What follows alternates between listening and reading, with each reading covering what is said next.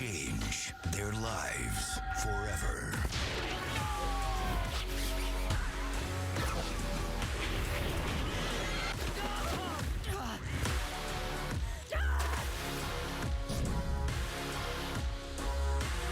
Hi, Star. Series finale on demand in the Disney Now app and on Disney Channel Sunday at 7:30.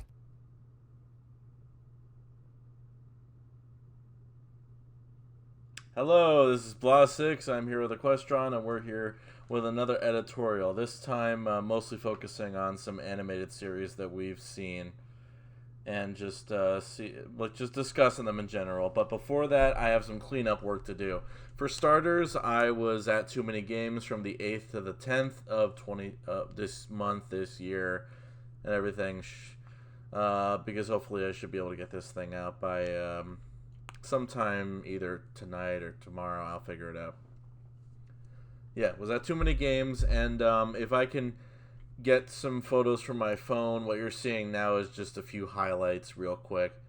Met a cosplayer that was cosplaying as Dawn, and that was probably the best cosplayer I found over there.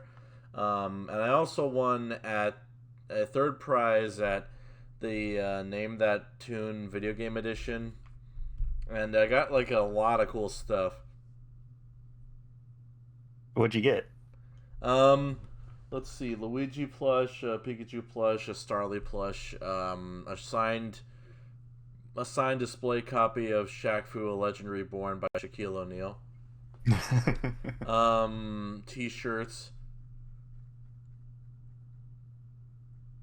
What kind of T-shirts? What were they ever? What games do they have on them? The Castlevania version of the Too Many Games logo. Oh, nice. What else? And a Borderlands shirt that I'm gonna actually give to one of my friends. But yeah. Oh, okay. Yeah. Sounds like a pretty good haul of goodies. Yeah. Yeah, it's some fun. Hopefully, I'll have more money to spend next year, but don't we all? Yeah, we'll see. And yeah, some quick anniversaries that I glossed over. Well, I forgot about them last time.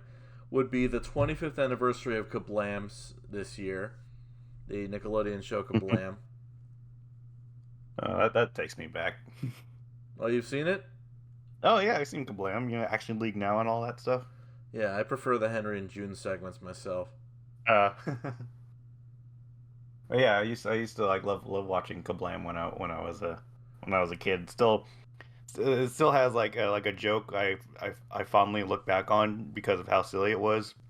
Where I think it came out, it was like after a short played, and the two hosts was it Henry and June that were the hosts? Yeah. And Henry is like he's like kneeling over and he's like, "Oh, that last short was so bad, it made me lose my lunch." Oh wait, here it is. Oh yeah, I think I really remember that. Yeah. Oh wait, here it is. Yeah. Yeah, I'm gonna. Yeah. Yeah. Okay. And then Sailor Moon manga turns 30 this year. Oh wow. Keep forgetting how old that franchise is, but then all I have to do is just pop in a Blu-ray and be like, "Oh yeah, this series was pretty old." Yeah, I've recently started watching the Viz dub of Sailor Moon, and it's a lot better than I would have thought it was. And if I wasn't already obligated to do more Pokemon videos, I would probably watch the entirety of Sailor Moon's Viz dub. That's the one where they're actually true to the source material, right? Yep. Oh, okay. No cousins business. No cousins, no censoring. As it was meant to be seen. Yeah. Let's see. Yeah. And then one of my favorite anime of all time turned 15 this year. Crescent Love. Oh, what's that one about? Well, let me see the full name. Hold on.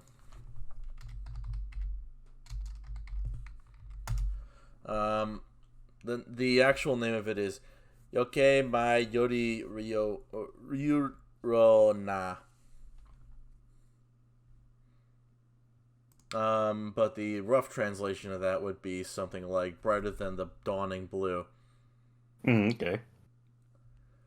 It's like, okay, so there's this moon princess who comes down. Well, okay, there's like a kingdom on the moon, and like their princess comes to Earth for like an exchange program, like a homestay program. And it turns out that the main guy on the Earth, whose family is hosting it, actually knows, actually met this princess like when they were kids. But he doesn't remember that until later on. And so like it's like love at first sight for him, essentially. Okay. Yeah, and that sounds like a fun series. It might be one of the most wholesome romances I've ever seen, but Oh, that's nice. and it was like what, in 2006? Like that's I thought that would be some kind of dead zone for anime, or well, no. I'm pretty sure there are other anime 2006 that I like, but it's just like the art style and the fact that it hasn't been converted to Blu-ray and all that stuff would have meant that it might have been some kind of dead zone anime, but no.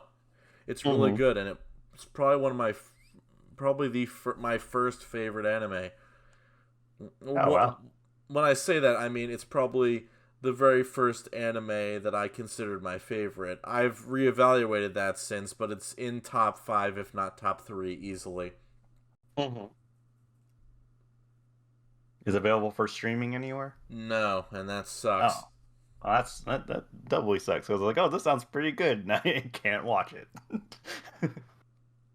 I mean, I'm sure you can if you go on certain sites where you have to sail the high seas, but rather watch it on something like Hulu or Crunchyroll or something. Yeah, there's this I think there's this one site in particular that I really like that actually has it. Hold on. Let me just double check. Yeah. Okay. Yeah, I at the very least, it could be at the very least converted into HD, if not. But I don't know. It's just sometimes I just think there's too much anime because of this, and now people just keep looking over stuff like this. That's a classic. Anyway, yeah. So let's and with that said, let's go into another thing that connects all these. They're all cartoons. Even the anime ones are cartoons, technically. Oh, and before I move on, Sailor Venus is my favorite Sailor Guardian Scout. Anyway, alright, so you, Mr. Man, had thoughts on Star Versus and She-Ra, didn't you? Yeah, I do. I mean, it's been a while since I've thought about She-Ra. I've kind of tried to forget about it for a while. Okay, if you could sum up She-Ra's biggest problem in like 10 words or less, what would it be? Shipping. That's it. So, just like that, just like completely just ruined it for you? Oh, it just ships over story is kind of how I would summarize that show. I mean, I could understand it if it essentially just like well I can understand that. How do I put this? If a story itself is more focused on shipping characters than telling its own narrative, then I can understand why a derailment or just track switch would be negative to some people. Yeah, but like that was like my biggest problem with that show because I think I made like this pretty long review of it on my YouTube channel. I mean, but I said plug hash. What? Plug. Yeah, plug. Shill. But like, shill. But like, I sort of repeating what I said about that. what I think about the show is that I think as a story, if someone like told you the story and told you what happens in it, kind of a thing, it sounds pretty good. Like it has like really good elements to it, has really good themes, and so I think like as a story, it has the potential to be a great series, but I think the way they went about it, I wasn't a fan of, and I wasn't a fan of how they handled the romance aspect of it. Well, I'm kind of the well, I wouldn't say I'm the total opposite of that. But I will say I am probably the most avid shipper in my circle of friends, and between the two of us. Like, if there's a ship that I like and it gets attention, then it definitely helps my enjoyment. Mm-hmm. Yeah, but I think in this case, I didn't like the ship that they were paying attention to, and so that brought down my enjoyment of it. I think I know the ship you're talking about. Mm-hmm. And if it is, then I'm probably gonna like the show a lot more than you will. Oh, okay. Um, at least I think it's the ship you're talking about. It's the one that gets the people most angry if you talk trash about it on Twitter.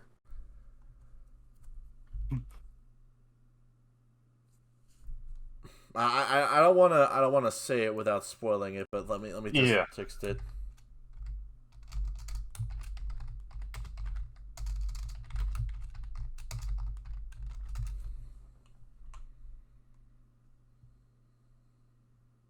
Yes. Okay, then I'm probably gonna like it. Yeah, just wanted to clarify. All right. And speaking of shows that apparently were ruined by shipping, Star versus the Forces of Evil. Oh yeah, there's that one too. I just finished that one early last week. Yeah, early last Monday. Yeah. Let me. Because Yeah. Let me. yeah. Let's go with your stuff first, and then I can talk about my problems with the show. Okay.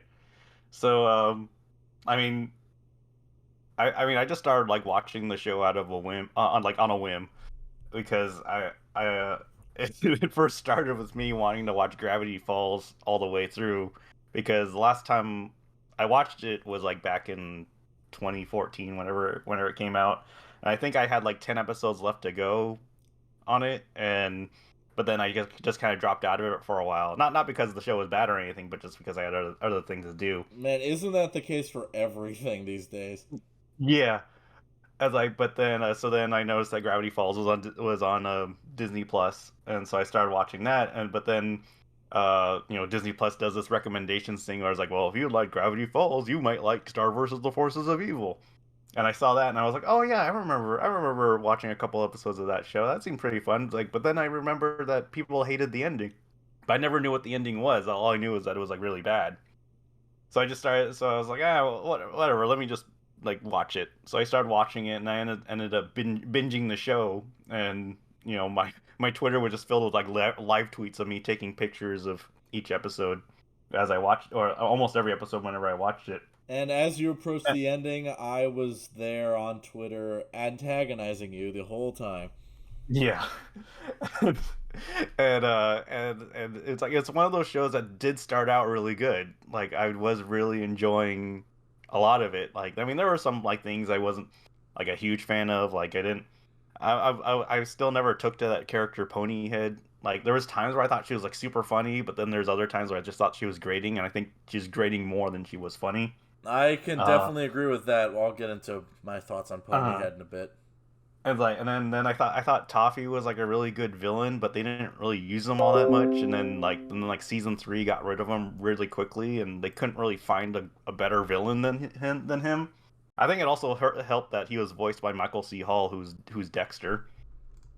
So he had that charisma, and he had that that stance that made him seem like an interesting antagonist. But they got rid of him really quickly.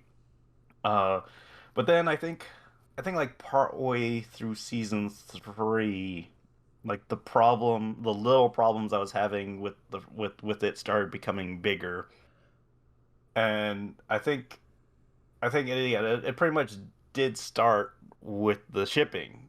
And I mean, people who know me know that I do like shipping. It's not like I'm like I hate it or anything like that. But I like it when it's either done well or just done in a way where I just think it's charming. Like if you see my thoughts on My Little Pony or even like Ruby, like I actually do have ships I like on those shows.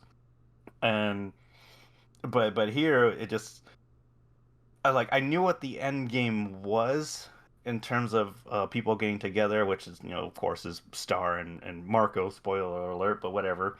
It's been years. But the way they went about it just like there's like too many stops and starts. Like you think it's gonna go somewhere, but then they pull it back. And they're like, no, we're not gonna touch upon this yet. It's like okay, now we're gonna touch upon. No, we're not. And it just seeing Marco go through different other ships and like knowing that those aren't gonna work out because the end game is gonna be Star and Marco. It just became really frustrating. I'm just like Monty Python, where I'm like, get on with it. Yes, get on with it. Get on with it. Get on with it. And when it did get on with it, like I didn't like where it went. Like it's like okay, I mean you went on with it, but I don't like how you did it. Like because the whole because there's like an event with the Blood Moon Ball and the light shines on them and they're destined to be forever, and it takes until season 4 where they figure it out. Like that's the problem. And they're like, okay, let's go break the curse. And they're like, all right. And then they break the curse, but then they realize like, oh wait, we've actually been in love this entire time. I'm like, then what was the point of that? Like, what was the point of detracting from the main plot of the story? I guess to quote Marco in the same episode, it's full of baloney. Yeah, it's full of baloney. It's like and then it did get to the ending of the show, and people were right. It was a really crappy ending to the show. Because it didn't feel like an ending. It felt like it was gonna lead to another season, but they're like, no, it's actually over. I'm like, well, okay, that was lame. Considering that the show gave it didn't have any endings to my favorite characters. It killed my favorite character, who is Hekapu. Uh-huh. Kelly just got lip service saying, "Oh, she's off doing that thing," but you don't know if she's off doing that thing because it's just a story that Ponyhead tells. Like the only character that I like that I know is okay is Janna. But the rest was just like I'm just like I didn't. This was. It's not like I felt like I wasted my time with the show because I do. When the things I like, I still liked about it. It just felt like the people behind the series kind of got caught up in their own ambition, and it ended up buckling down because of it. Buckling under the pressure because of it. I would definitely say I would agree that they buckled under something. The audience's what is it? The audience's expectations. I think that they buckled under and. You talking about it did highlight a few things about the later seasons that I don't like either. For one thing, I feel like Toffee coming back for the season 3 premiere was a bad idea. He should have showed up for the season 2 finale instead. Because what I think it should have been is that it should have been after he was... Yeah, he should have been okay, I'm just going to spoil it right now. Star essentially goes back to Muni at the end of season 2.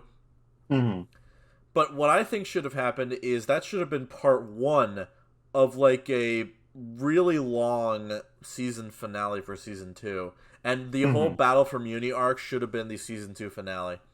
Yeah, because one of the things that I thought was weird, because there's always that there's the title sequence. And the season 3 title sequence reflects the first 5 episodes of season 3 with Ludo being possessed and all that stuff.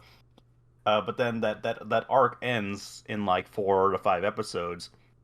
And then for the rest of the series, they still have that same title sequence, showing something that's already over. Yeah. To go into what MLP did for its final season for comparison's sake, Grogar returned and revived and just brought together some villains. And the first villain that was destroyed was Sombra at the beginning of season 9. But the story arc of Grogar coming back and wanting to take over Equestria, like, that was set up at the beginning of season 9. It makes sense that a villain would be destroyed there because he's not the actual big bad. Yeah. But Like, and so it's season 3 and then 4, it struggled to find a bad guy. And honestly, you know what I think?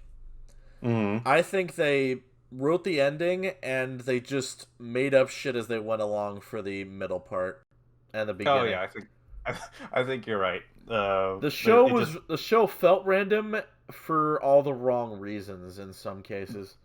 Yeah, I feel like the show was at its best when it was just episodic. When it just had random adventures and getting into crazy situations. Yeah, I think the show was at its worst when it tried to have a story. Yeah, my favorite filler episode is the Beach Day episode and Gone Baby Gone from season 4. Mm-hmm. Yeah, because it was just like, while true, the beach one did tie into a element that was introduced earlier on, it was like a small thing that didn't really matter in the grand scheme of things.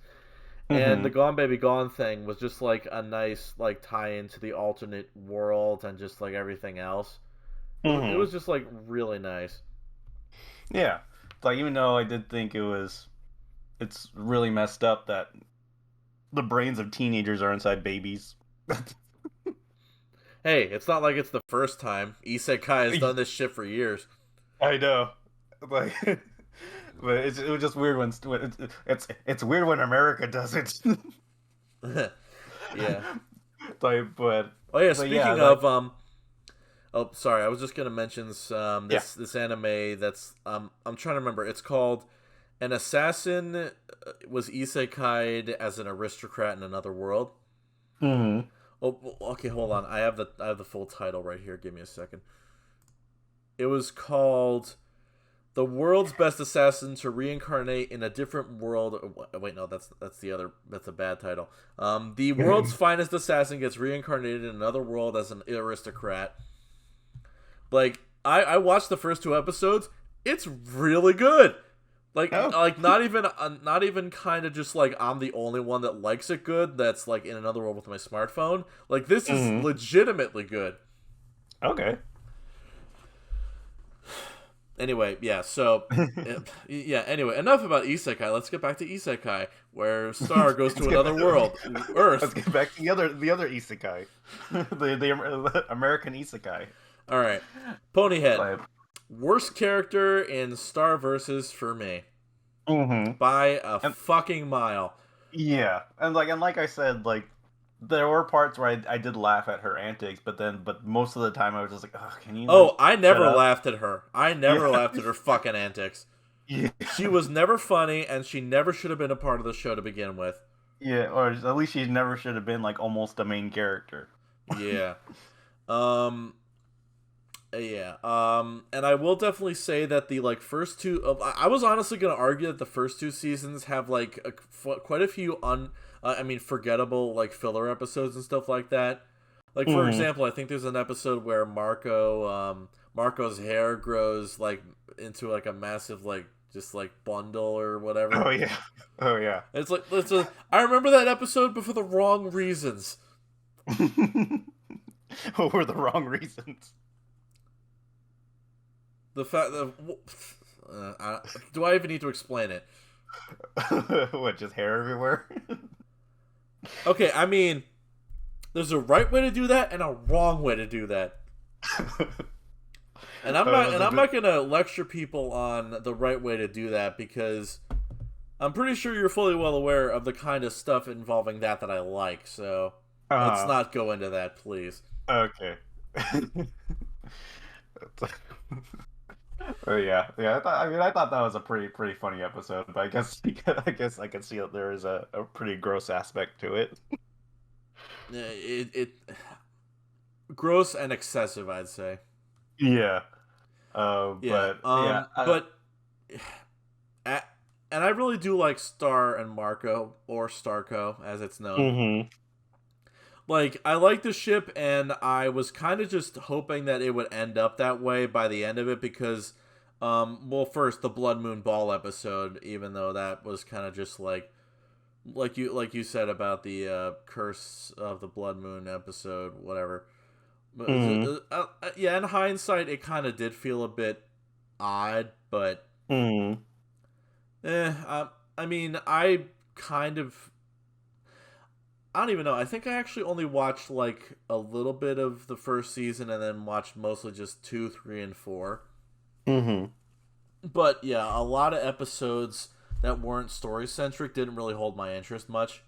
Mm-hmm. But even then, Yeah. I think Oh, that's it's not like I didn't like Starco because I think it is a good pairing. It's just the way they did it I didn't think was good. yeah. If it does feel like that Starco was literally the only thing that the writers really wanted to happen by the end, and they really didn't know how to accomplish that. Like Mm-hmm. it was like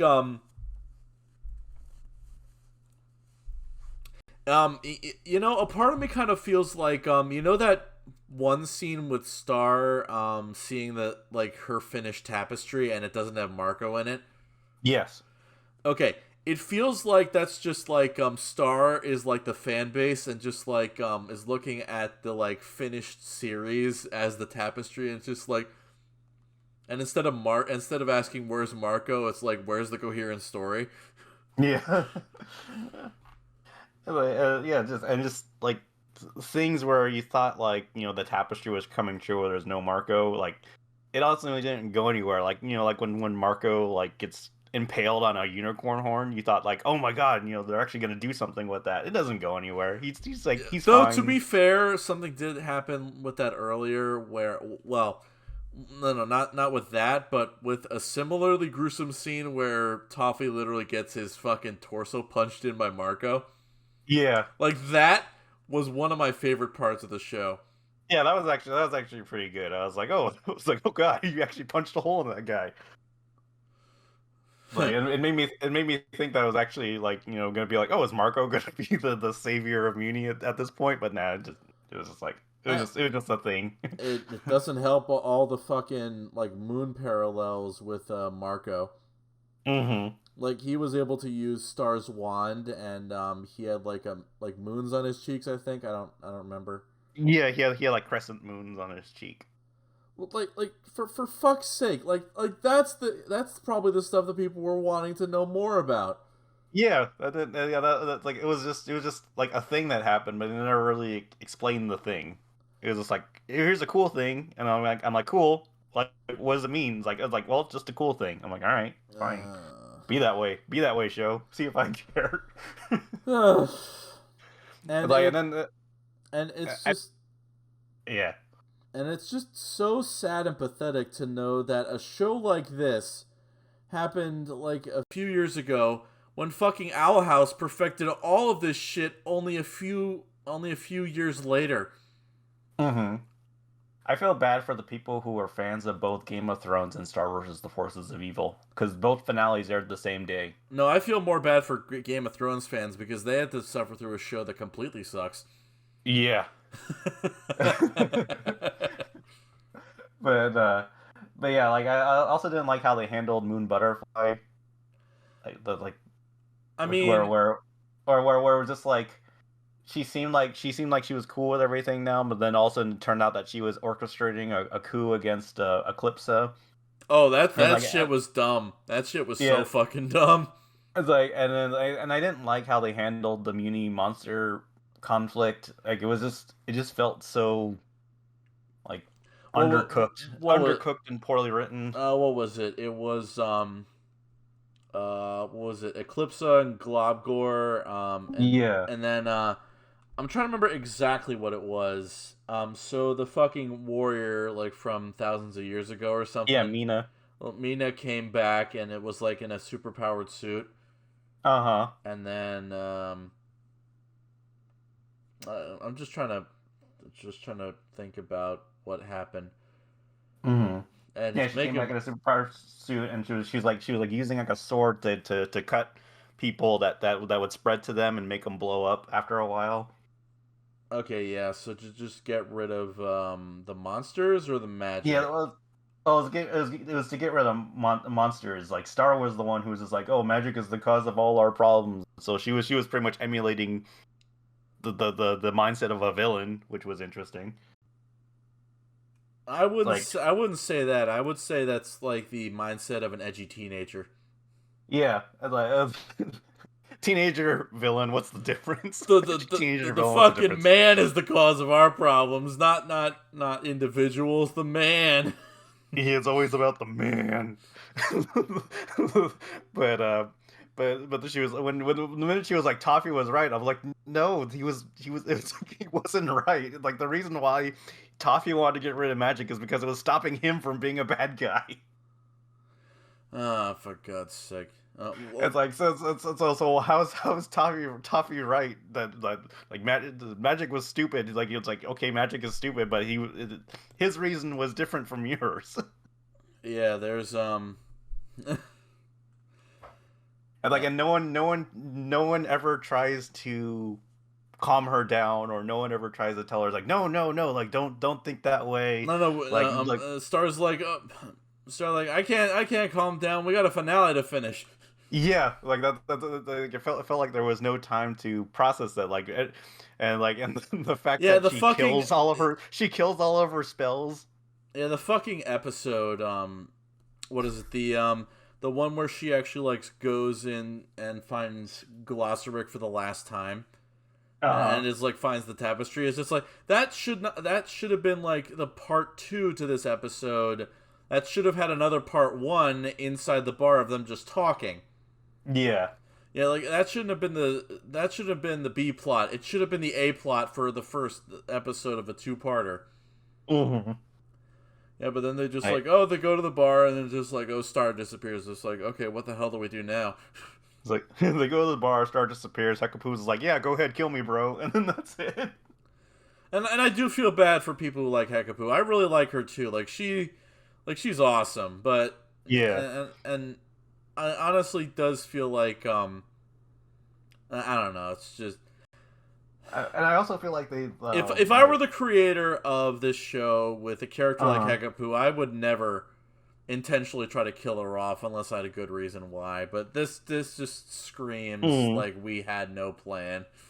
Yeah, I mean, I think there was like a side book that they made or something like that. And I think they retroactively tried to make her a worse character. Oh my god! It's like where they're like Hecapoo was actually egging on the butterflies to continue the war against the munis and monsters and stuff like that. Like for God's sake! And I was like, and I think the book was released after the fact, and so it was like they're trying to make her seem like a bad character, so you wouldn't feel so bad that they killed her off or something like that. And I was just like, that. Oh my! There hasn't been anything as bad enough to fucking compare to that. I don't think. Yeah. So I was like, why would you do that? Why would you try to make your character worse when you didn't really talk about it a lot in the show? Because I think that was my big problem with the Munis and Monsters, like racism bad storyline, was that it didn't really go into the why of everything. Like monsters are bad. I'm like, okay, why are monsters bad? Did you guys get into a war or something? They're like, well, we just hate monsters. I'm like, all right, okay. All right. Okay, there is one last thing I want to talk about, and it's that it's the very end of, I think it's Cleaved is the finale. Yeah, Cleaved is the finale of the show. Okay, so Star and Marco like just shut down the magic from within it and are together like in the like abyss or whatever the hell. Yeah. And so they get separated and then they just like do anime runs over to the portal. And then it implodes, and then just like the worlds fuse together, and it's so like it's a magical Muni world and that stuff. Okay, so my question is, if there was like flying creatures, don't they run off magic? Yeah, I mean that was think I posted this on Twitter where I was just like, Star gets rid of magic, pony head is still floating. Not to mention, there was like, I'm pretty sure there was like a flying creature or something that might have also run on magic. I don't know. But like, okay, not just that, the fact that this happens and there's nothing after this, like, like you could have done like a fucking epilogue episode, like goddamn, like OKKO, where they do like an epilogue episode showing like the future of what happens, showing, hey, oh, maybe Hecapu actually did survive. Yeah. They're just like, oh, maybe all those magical creatures did survive, but they're just like powerless now, or just like, Yeah. I mean, come on. Yeah, it was just, yeah, there was, I think it was missing like an epilogue episode or an epilogue movie of some kind, like made for TV movie. Yeah, it could have easily Because- just been like a regular like 11-minute or 11-minute episode thing, because that's what OKKO did, I'm pretty sure. Yeah, and like just to show how everyone adapts to this new environment, because there couldn't have been people that were okay with their world now having dragons in it and flying bony heads and stuff. Like people, like it's horrifying for some people. Like dude, like what the hell just happened? Yeah, and I'm just going thinking to the like, store and now I'm being attacked by a monster. What happened? yeah, and I'm just thinking that yeah, it really could have benefited from some kind of epilogue episode. Mm-hmm. Like showing that maybe like like it truly ends with like Star and Marco like looking at the sunset, just like sitting together and just like saying that we'll make it work. Yeah. Or something like Like, that. It's like, and I didn't like how, because the show makes it a point that the spells within Star and her wand are living beings, like with personalities and even hopes and dreams and stuff. Oh, like now that. they're all dead. They're all fucking dead. It's like, and she never acknowledges this. She never goes like, "Oh man, I feel so bad that that I'm destroying magic and I'm gonna have to do this." Not even like her friends are like, "Dude, if you do this, like the spells that you summon, will no longer be," and stuff like that. And she never thinks about it. She's just like, "Nope, I'm on my one-track mind. Kill all the magic, kill everything. I don't care." And so it makes those episodes where you learn about her spells, including like Spider with a top hat and stuff, like feel like it makes them feel like filler because of how she treats them at the end. Hold on. I had a point. There was trying to.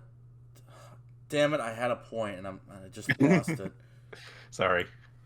I'm trying to think. What was my point about? What? Oh, it was something stupid that was happening. I'm trying to remember what. Oh, right. Wait, no. No. Yeah, no, I got nothing. Oh, okay. But yeah, so like it's like one of those, if you want to do like a quote unquote fan edit of Star versus the Forces of Evil, you could like take those episodes out. No. No. I have a better idea. Maybe have someone make like an animatic epilogue showing like what happened afterwards, and it doesn't even need any dialogue. It could just have like environmental music or something. Yeah. You're just showing where everyone's at, like where Star and Marco at, where Tom is at, where Jana or Kelly is at. If anybody survived. Yeah, just if anybody survived, like anybody we thought would die actually survived. It's like just things like that, like you like because you never know what happened. Like characters Tom. It could have disappeared from the entire finale. I mean, who knows? Maybe that like black hole magic thing, McFucker, is just like something that Star and Margot created. Who the fuck knows? Yeah. Maybe they could have been just like, okay, all magical creatures are alive, but they can't use magic anymore. They're like just like solid beings without magic themselves. Yeah. I don't fucking know. They don't explain like, shit. And I think that was the reason why they kind of took a coward's way out and not show what happened to Hecapu. Like, because I'm honestly getting more pissed off that they killed off Hecapu with no fucking thing to explain afterwards. Like, I'm kind of getting pissed off at this. Yeah, because I think I think if they were to show like what became of her, because they showed what happened to the other guys, like Romulus just became like just a stationary crystal or something, and then the Omnitraxus or something, he's just like a dead skull now. I think Hecapu would just be like, I don't know, like a crown with a flame on it or something, because she was like a flame girl. But they didn't want to show what happened to her because I think they were aware that there was a fan base that liked her character. And then then they're just like, oh, well, crap. Well, like, what do? We were set on killing this character off. Well, how about we write a book that makes her look like a bad guy? You see, this is my worst fear for what might happen with the Owl House, because like the season 2 episode 10 kind of just like set up something that I really hope doesn't come to pass. Mm-hmm. You mind if I spoil it here? Have you seen it? I mean, I've seen all of the Owl House so far, so. Okay, yeah. So, Luz and her mom reunite, and then like Luz is getting dragged away, and then her mom is like, "Please, please stay with me this time. I promise I'll do better." It's just like, Yeah. Are you implying that she's no longer gonna see her magical friends or anything like that? Uh-huh. That raises so many red flags right now. Mm-hmm. It's just like, look, no, I don't want to have a fucking sad ending. That's the reason why I like Star Versus ending. It's not sad. Yeah. It's like, well, it's just the show sets up, or the Owl House is setting up, like, there's a couple ways this is gonna go. There's either I mean, yeah, there's like a few ways this can go. It could either be like she chooses to either go back to Earth and never see her friends again, or she stays in the magical world and doesn't see her mom again. Fucking. She would not go down without a fight to live in a world without Amity. Yeah, it would be fucking so tragic. But if she'd have to try and do everything she could to try and like find a way back to her. Yeah, both ends. Yeah, it's like, and then there's another ending where it goes the Star Versus route and combines the worlds together. All right. And then there's the happy medium where somehow she manages to get a portal where she could go back and forth, like, without any. I think they're gonna do happy medium with some kind of tragedy happening regardless. Yeah. I do think it will be happy medium, but something's gonna happen. I'm not sure what, but something. Yeah, because I do feel bad for her mom. Yeah.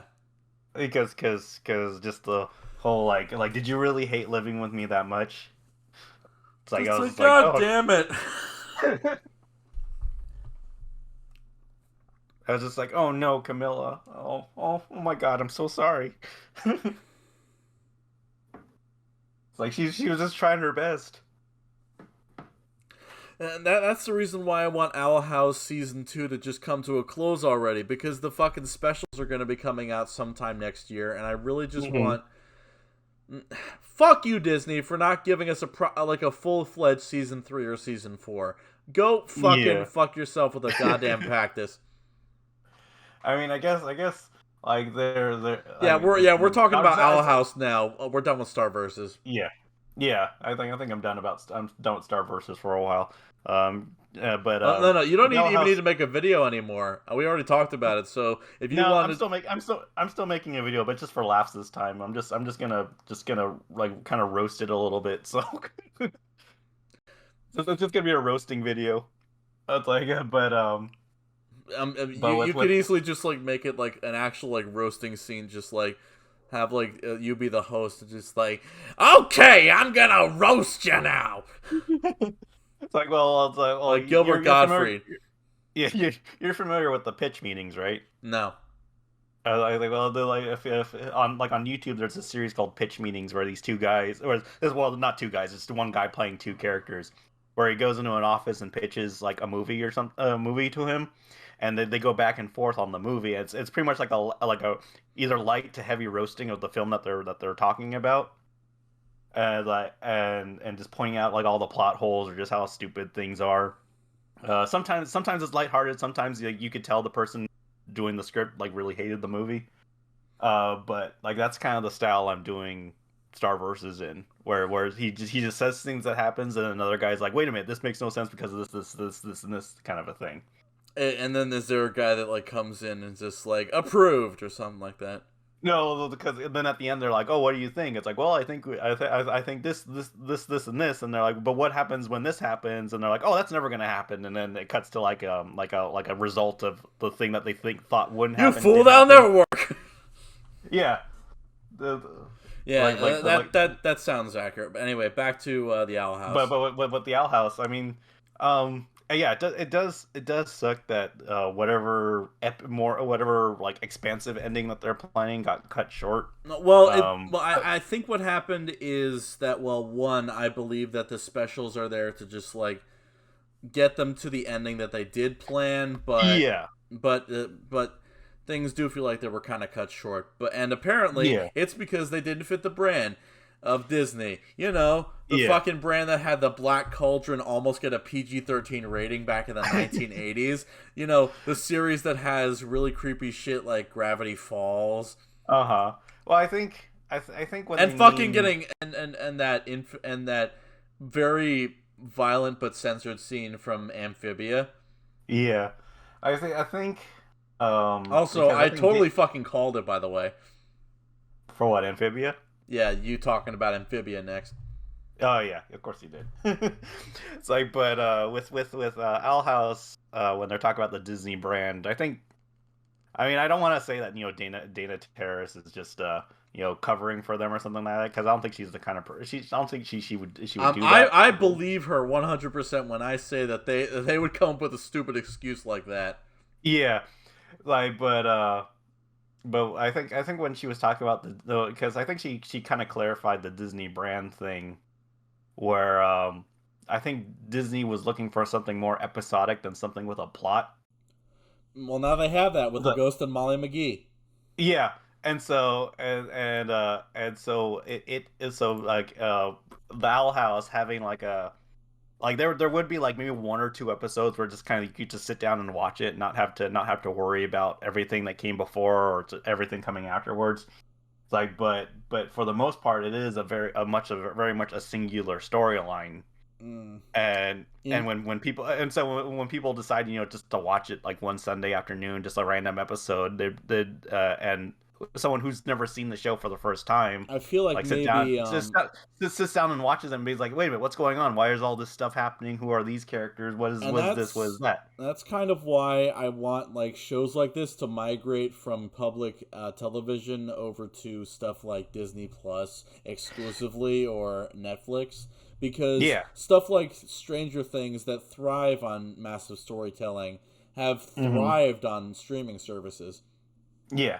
Yeah, so I agree with that, and like, and so I think that was kind of like the problem that one dude in Disney was having, was that it did feel like a really long movie spread out in the 3 seasons, and so they, at the time, they weren't thinking about, you know, streaming services like Disney Plus and all that.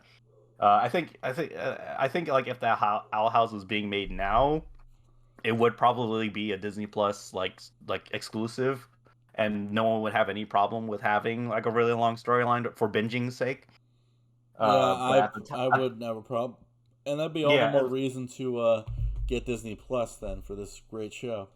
Yeah, like, but at that time they're like, hey, wait a minute, like, you know, like we like what we're seeing, but like it's also like it's not kind of fitting with our episodic brand, I guess.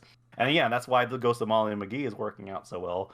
It was because it's not gonna it's so far it's not having like a really long storyline. It's just all these like crazy misadventures. I will definitely say that Ghost of Molly McGee is definitely from the five episodes, 10-11 minute segments I saw, is definitely pretty good, and I guess a better Star Versus than Star Versus season 1 was. Like, and I think Amphibia is also working really well, is because they would have one episode that focuses on something crazy, and then another episode that maybe has a plot related element to it.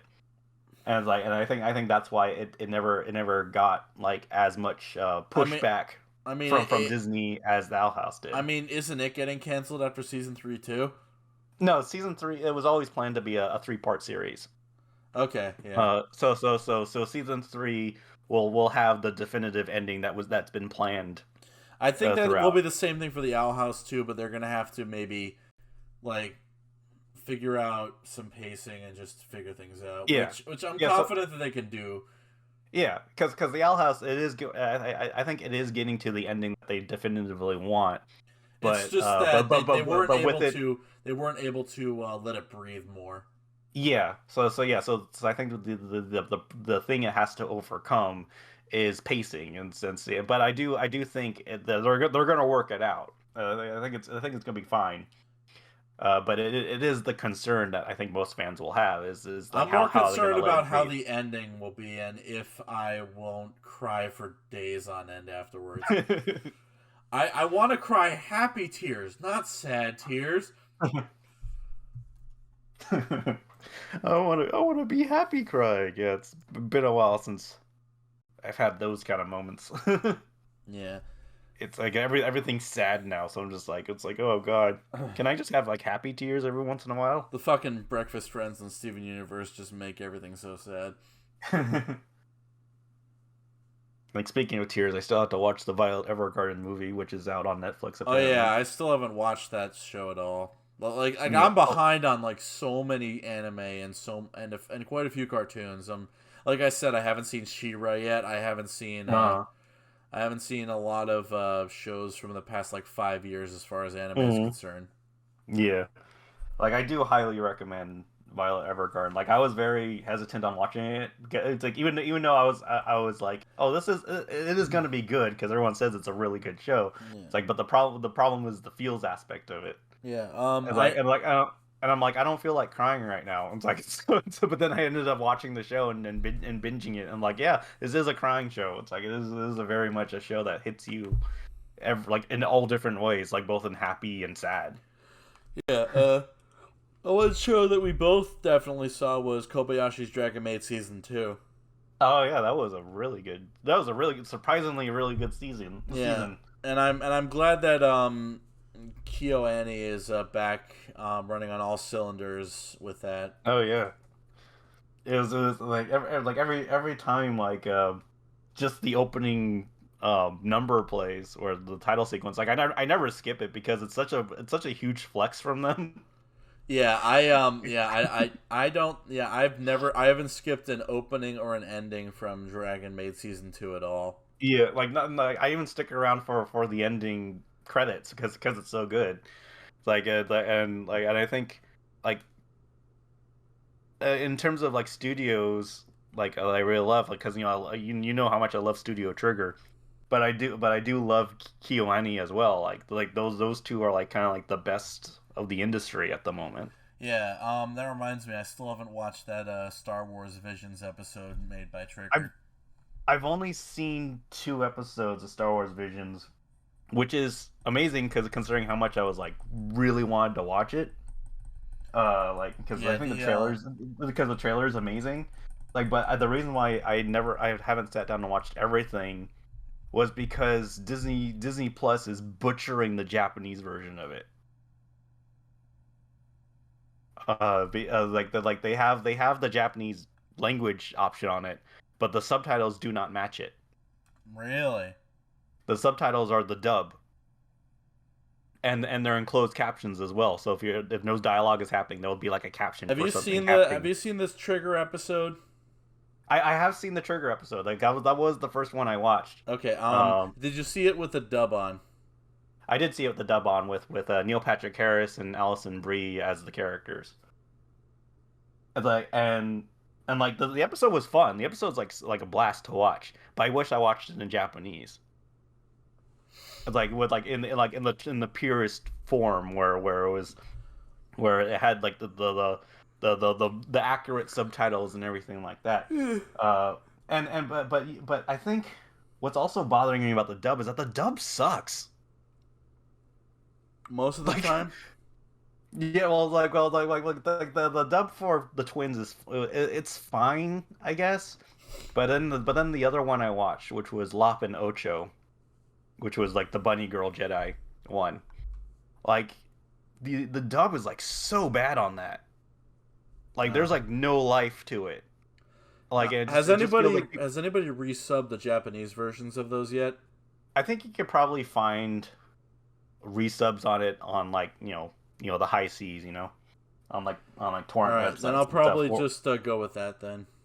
Yeah, it's I was so kind of that's- hoping that maybe like the I forget their names. I think it was Erica Mendez and I forget who else would reprise their roles as those two. Mm-hmm. But I mean, but I was like really disappointed with the Twins dub because Studio Trigger does have really good dubs.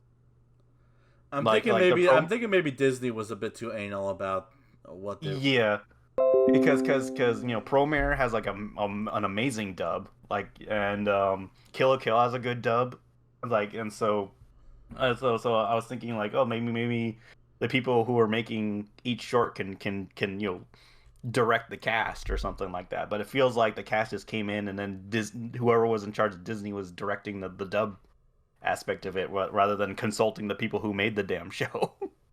Yeah. It's like, but I think Disney Plus really needs to do like this option is like the English version, and then this option is the Japanese with the true subtitles version. And then they just have to make sure to differentiate itself so viewers can be like, this is in Japanese. I hate foreign things. Yeah. I hate reading. Yeah, so I decided to look on this Twitter account, Anniversaries of Animation, really quick to see if there was anything else that I missed, and I missed Hellsing. Oh, Hellsing. Hellsing turns 20 this year. Wow. Like so yeah, that was like a 90s like a 2000s series, like 2001. Like 2001. So that was The original that was Hellsing with the original Hellsing. Because I was thinking it can't be Hellsing Ultimate because I think that was like 2005 or something where that ended up showing. I think it was like that was probably like around there, yeah. And even though I prefer Ultimate in most regards, the original laid the groundwork, and I appreciate it for that. Yeah, like kind of like how most people feel about Fullmetal Alchemist and Brotherhood, where even though Brotherhood is the superior series, they appreciate that the first one kind of laid the groundwork for it. Yeah. Let's see what else turns 25. Hey Arnold and Arthur. Oh yeah, Arthur turned 20 something this year, and then Hey Arnold, I remember Hey Arnold. That was a good show. Yeah, both of them turned 25. Oh wow! Like a few days ago, I think on October 7th. Oh nice. What else? Mickey's PhilharMagic turned 18. What was it? Mickey's PhilharMagic, the ride at Disney World. Oh okay. Yeah, and they're only now updating it with a Coco scene. It's like, what the hell took you so long? Probably time, resources, money. Yeah. I mean, then again, it is Disney. They have like unlimited funds. Yeah. They could probably fund a whole Marvel movie by one day of Disney Plus subscriptions. Let's see. Magical Project S turned 25. Mm-hmm. Seemingly somehow a ripoff of Sailor Moon. Well, I did see like one of the episodes, and it was okay, but it definitely gave me Sailor Moon vibes, but not as good as that though. 68 for Duck Rabbit Duck. Back from 68 years. Yeah, Duck Rabbit Duck, a Looney Tunes short from 1953. Oh, okay. Oh, yeah. I keep forgetting that the Looney Tunes have been around for like forever. Yeah, this is anniversaries in animation in general, not just anime, not just cartoons. Mm-hmm. You like Toradora? Toradora? I don't think I ever saw Toradora. That turns 13. Oh, well, that's nice. I'm just looking around.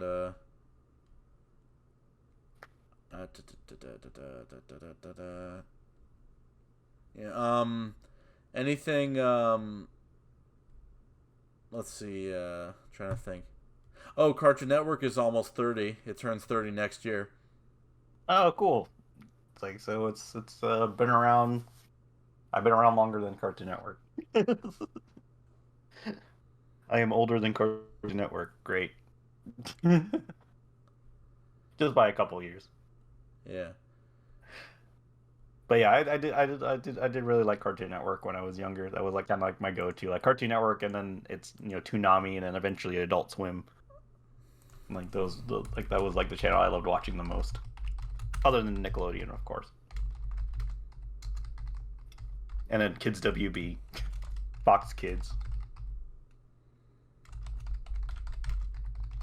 I just found the post for Diamond and Pearl turning 15 on September 28th.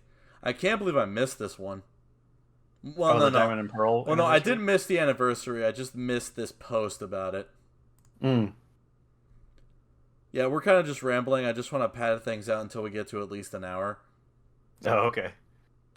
Well, I think we've gotten to an hour. Almost. Like, Almost. Give it a few more seconds. Almost. Almost. There we are.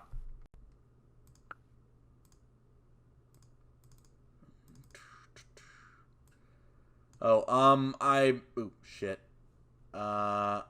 I'm gonna start watching Battle Dimension to make video number 2 in the every episode reviewed series list.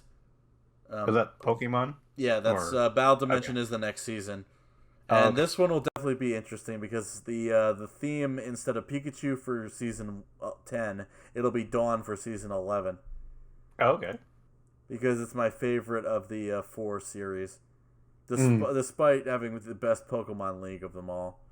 Yeah, okay. Alright, and then add some more hearts if I can. Where are the hearts? There they are. There's the hearts. Add the hearts.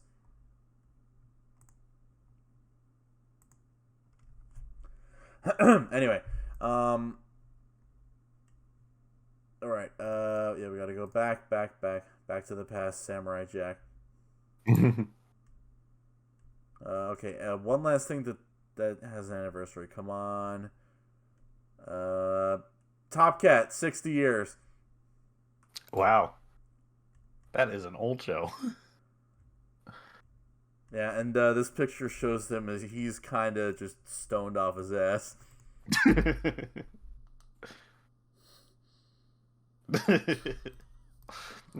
Fred Flintstone cop is asking him if he's smoking weed, and he's like, "Nope." But secretly, no, he officer. was. Yeah. But you could tell it's Hanna-Barbera when you look at the human character model. And you can also tell that I'm still stalling for time. Okay, come on. There's got to be something else that turns like 10 or 15. Come on. Ah, Puka. Puka turns 15. There we go. Was that like an anime? It's from Disney XD and JetX. Oh, okay. Oh, okay. There should be a post near there about Yin Yang Yo. Hold on. That also turns some kind of anniversary. Hold on. Yeah, I'll keep looking, and you say your final thoughts. Oh, okay. Now this was a lot of fun, and I hope you enjoyed me venting about Star versus the Forces of Evil, and then briefly on She-Ra, and then me being a huge weeb and complaining about the Star Wars Visions dub. But yeah, this was fun. What about you? Did you have fun? I hope you did. Well, it does suck that you're still gonna make a video despite me using this as an avenue for you to rant without needing to make one, but this is like the serious me critiquing the show, and then the video would be the comedic critique of the show. Yeah. Hold on.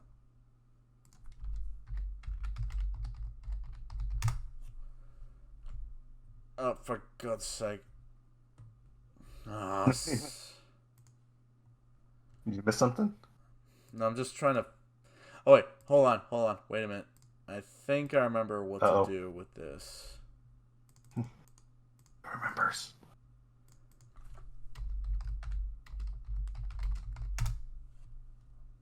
Oh, come on.